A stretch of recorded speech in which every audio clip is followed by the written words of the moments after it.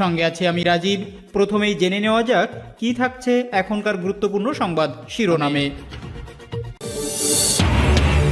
ইরানের পরমাণু সমঝোতা, 2টি প্রশ্নের জবাব জরুরি, 4 পশ্চিমা দেশকে বলছে রাশিয়া।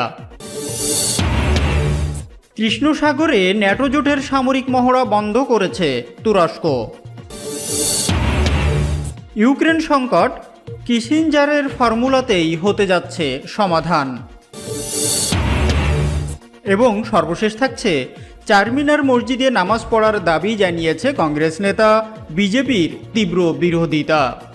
ভারত জুড়ে মুসলিম নির্যাতনের মাত্রা এতটাই বাড়িয়ে দিয়েছে নরেন্দ্র মোদী এবং অমিত শাহের সরকার যে তাদের ওই উগ্রবাদী হিন্দুত্ববাদী দলনেতা বা তাদের সংগঠনের সদস্যদের এখন হিতাহিত জ্ঞান পর্যন্ত নাই। তারা মসজিদে হামলা চালাচ্ছে, সেই মসজিদ নাকি আগে মন্দির ছিল সেখানে বলে তারা দাবি করছে।